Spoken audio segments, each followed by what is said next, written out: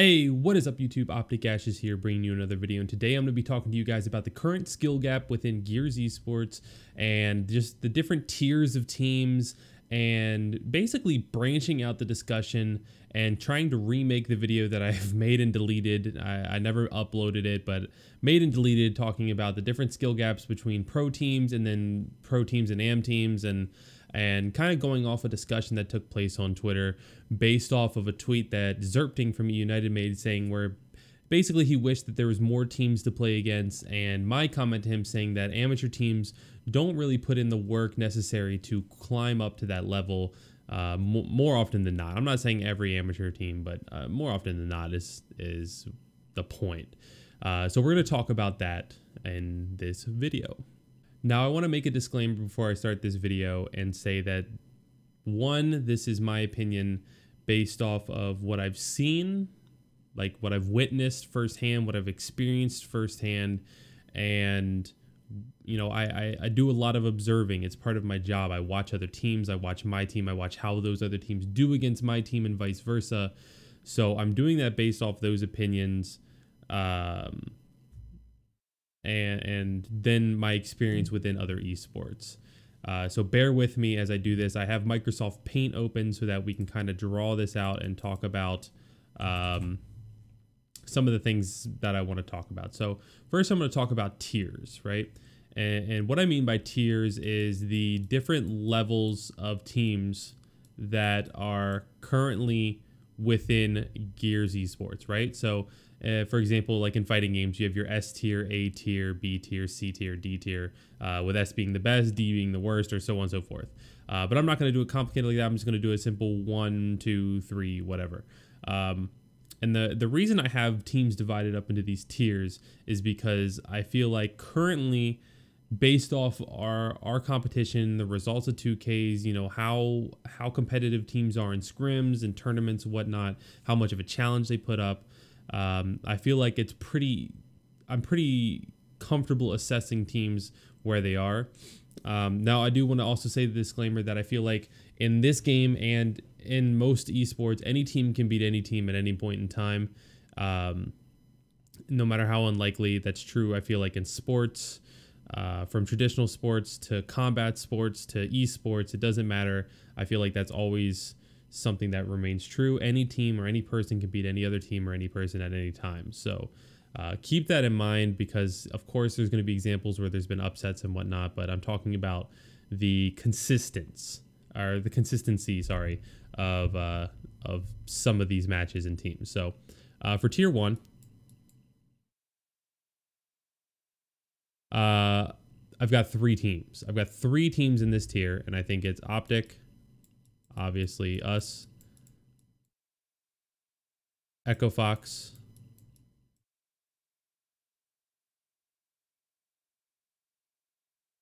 and then Ghost. And I think most teams would agree with this. Those are the current 3 best teams in the game. And even though each one of them has their inconsistencies, we've had a lot of losses recently with our subs. EchoFox has had 2 or 3 second place finishes, a 3rd place finish, and a 1st place finish in the 2Ks. So they're kind of all over the place. Ghost, probably the most consistent as of recent, compared to us with a sub, with all 2nd places in a 1st, or all 1st places in 2 seconds. So they're 2 and 2 kind of right now with that. But I think that's safe to say that those 3 teams are currently the most consistent and best teams in the game. And I think that's pretty fair to say in all regards. For tier 2, this is where it starts to get a little bit more shaky, because you're looking at teams that, like I said, could cause upsets, could take any games from these teams, could even move up a tier, but currently aren't quite there just due to inconsistencies and struggles. So in this tier, I have United, I have Red Reserve, I have Fire and Ice, and I have Insanity, which, for those of you who aren't familiar with them, they are the new team with Shock, Jerpy, Rezik, Crash, and Franco. And the reason that I have these 4 teams here is because I feel like any one of these teams are really strong teams, have the potential to be tier 1 teams, but currently there's just something about how they play or how they practice, or I don't know what it is, but there just seems to be an inconsistency. For E United, you see them show up and you see them play tough on some days, like taking Echo Fox to round 12s, round 13s maybe, but then other days getting just losing upset matches to teams that, you know, are pickup teams, or even though that happened a while ago, but, you know, you get my point. Same thing with Red Reserve. Red Reserve is a little bit more consistent about, you know, making it to the upper parts of a 2K tournament, but still the same thing. They're very hit or miss on how they play. They're either really good or really strong competition, or you don't really know what they're doing. Fire and Ice have been showing up when it matters, and then last week it was kind of, who knows what happened. Insanity, brand new team, and they're already taking maps off of, you know, tier 1 teams. They beat us on a map in scrims. They beat Ghost in a 2K on a map. So that's why they got bumped up to this tier.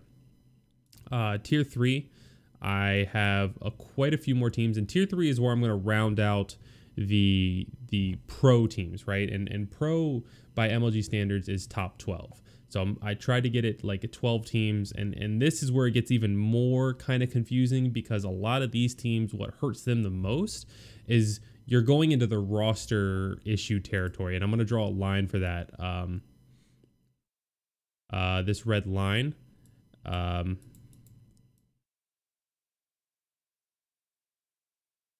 going to put possible, because it's not true for all these teams, but some of these teams are in this tier because of the roster issues.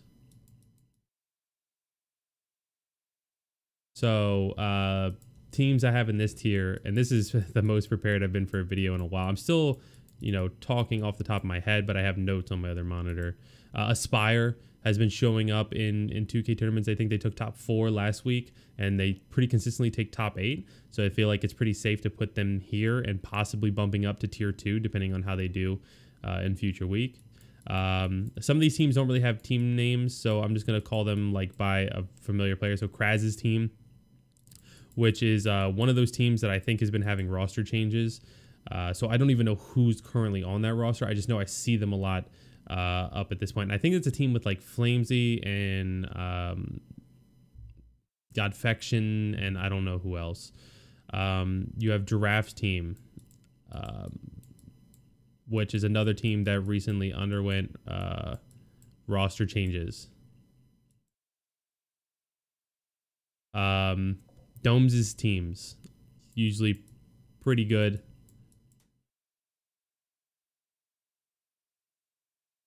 And then some of these might overlap, obviously, but Heza's team has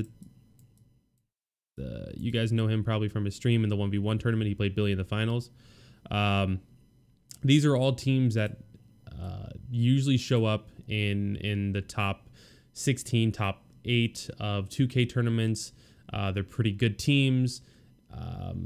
They have notable names and experienced players, but they just kind of have shortcomings, and you'll notice that these are pretty frequently the teams that will have a roster change every month or so. And then I have kind of like 3.5 in my notes, but really I don't need to do that with this red line. Basically, I wanted to just make sure that I showed you guys that there are possible roster issues with these teams. So then tier 4, we're going to do another line here. I'll do blue line. So that's the end of the pro teams. And then below this blue line is where we're going to see tier 4. I guess I don't need to put the T, huh? Which is basically where I have all AM teams. I don't need to put that.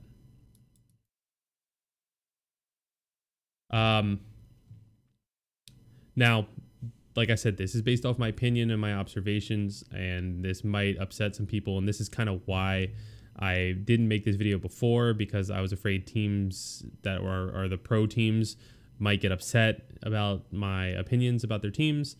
But I try to base it off, you know, what I see, right? And this is just kind of how I see the game currently playing out. These are the results. And if you go and look at the 2K tournaments, you can't even really argue with these tiers, just because these are the results that we're seeing in the 2K tournaments. OpTic with a sub, constantly top 4, top 2. Echo Fox constantly top 4, top 2. Ghost constantly top 2. United, Red, FNI, Insanity since their formation. And then you've got these teams that might make it, might not make it. It just kind of depends on who is in their bracket. Now, the AM teams are separated. And the reason I have these teams divided into tiers, right? Let me explain a little bit more about what this means. So in each one of these gaps, right? Everywhere where you see this green line,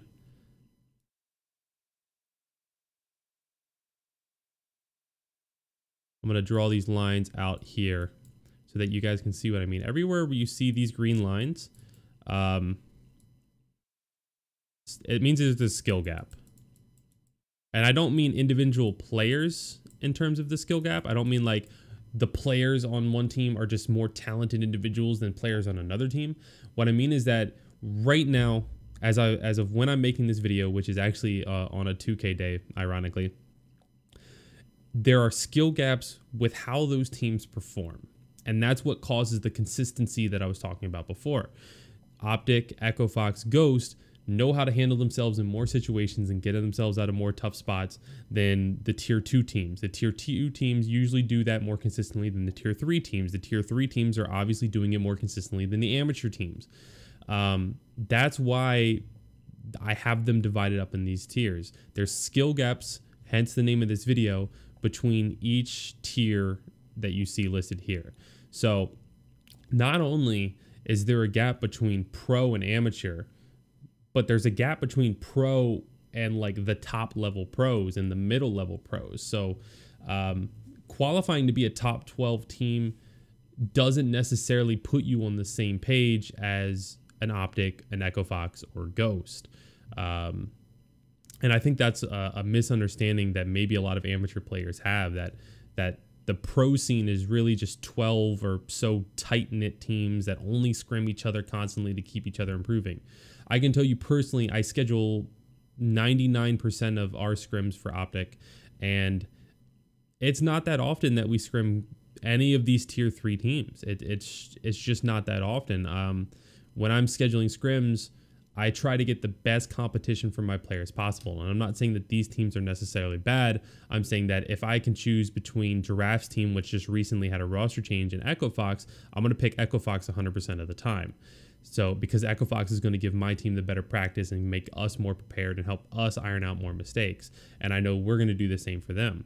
So if we can go, I'd rather us lose a scrim to Echo Fox or get a close map to Echo Fox than see us beat a team that just underwent roster changes or a team that's still working on iron things out like Aspire in scrims. And we haven't scrimmed Aspire. I'm not saying that's happened. I'm just saying that's possible for happening. And then you have the AM teams down here. And AM teams, I mean, I've drawn it here, but AM teams are typically a tier below. Usually that these tier 3 pro teams are pretty consistently beating these amateur teams. And that's what you see in the results. That's what you see in the 2K results. That's when you see when it matters in those matches. It doesn't matter if an AM player beat a pro in a pub match. It doesn't matter if they beat them in a PCL match. It doesn't matter if they beat them in a scrimmage or wager.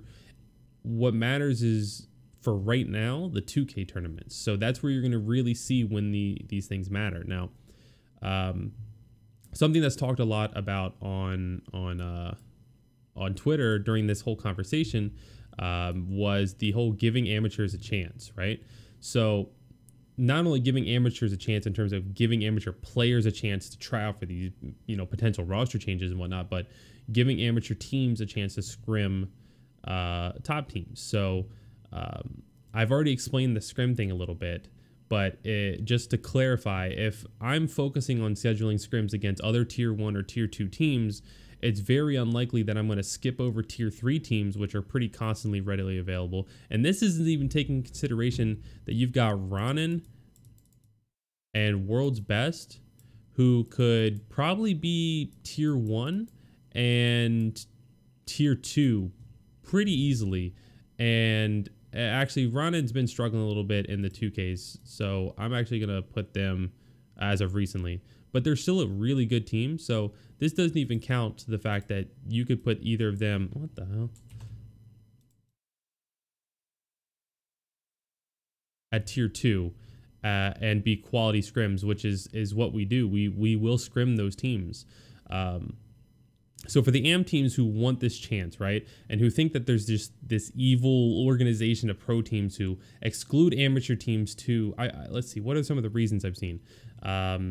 It's better for business, I think, was one of the more hilarious quotes, because if we don't help those teams get better, then by scrimming them, then it's easier for us to win. Well, let me explain it to you this way. My guys get bored scrimming the same teams over and over again and playing the same teams over and over again. And especially when the competition gets really stale, like when the skill gap gets pretty wide. Like if this was a tier list for last season, I would say the only tier 1 team by the end of the season was OpTic, and tier 2 would be Echo Fox and Ghost, just because of the results. But this season is a little bit different. Ghost is looking stronger, Echo Fox is looking stronger, and we really haven't had a chance to show whether we're stronger or weaker. So the point of this is, why would a team that is getting bored of this stale kind of competition want to exclude a team from possibly developing up? It's not that we don't want to scrim amateur teams because we're trying to keep the pro scene smaller. That hurts the esport. It hurts us in the long run. You know, if it's always the same teams constantly and there's no new faces, there's no path to success for aspiring young players, then, and they can't see teams grinding up through the ranks and becoming a pro team and seeing that way for them to do it themselves, the game is going to die out in terms of an esport. So it's only better for us if more amateur teams start popping up into the top 12, the top 8, the top 6, the top 4. That's not why we're not scrimming the amateur teams. The reason we're not scrimming the amateur teams is because it's not good practice. There's no point in us 7-0ing an amateur team on 2 maps because, you know, that's going to help them. Scrims have to be mutually beneficial. Like, this is super important. Scrims need to be mutually beneficial. Like, there's no, like I said, there's no point in just wasting time, because you're not going to learn anything. And not only are you not going to learn anything by 7-0ing a team twice, it wouldn't matter if it's an amateur team or if we 7-0 Echo Fox twice. If you 7-0 a team twice, yes, you can see what you're doing really well, and probably there will be minor mistakes throughout the rounds that you can go back and correct. But realistically, there's more things that we can work on that we would learn better. So it's only heavily benefiting the side of the amateur team and not benefiting at all the side of the pro team to do these kind of scrims. Now, what you will see happen is teams like Vex, who kind of come out of nowhere, and I don't mean the current Vex roster. I don't even know who the current Vex roster is, but teams like the old Vex rosters, when you had a Vexies on one of them, and you had like Neglected Domes back in UE on one of them. These were teams who, Azerpting made his name on one of them. These were teams who kind of came out of nowhere and started making a name for themselves by showing up in the top 4 and the top 8 of 2Ks consistently. And they were winning 250 tournaments back when those were a thing. And they had all these tools to make a name for themselves. I remember the first time that we actually scrimmed the Vex team with, I believe, Zerp and a Vexy. It was because they had done well in a 2K and one of our scrims canceled, and we said, you know what, why not? They're showing up when it matters. Let's scrim them. And they were valuable practice. We learned how to play against their hyper aggression because of the way they played. So you have to make a name for yourself, and 2Ks is a way to make a name for yourself. You have to perform in that tournament in order to have pro teams more, like, I want to say notice you, even though that sounds a little bit more egotistical than it should, but that's realistically what it is.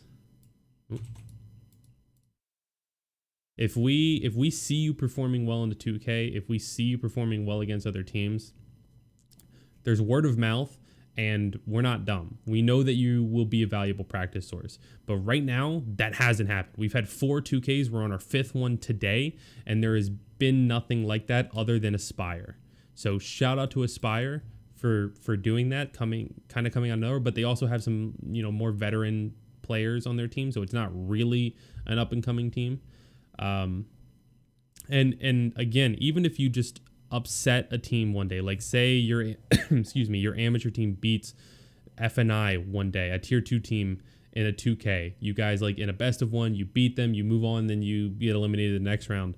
That doesn't mean that you're immediately going to get noticed. That means that what I said at the beginning of this video about any team can beat any team, that happened that day. It's when it happens consistently, like it happened with the Vex teams,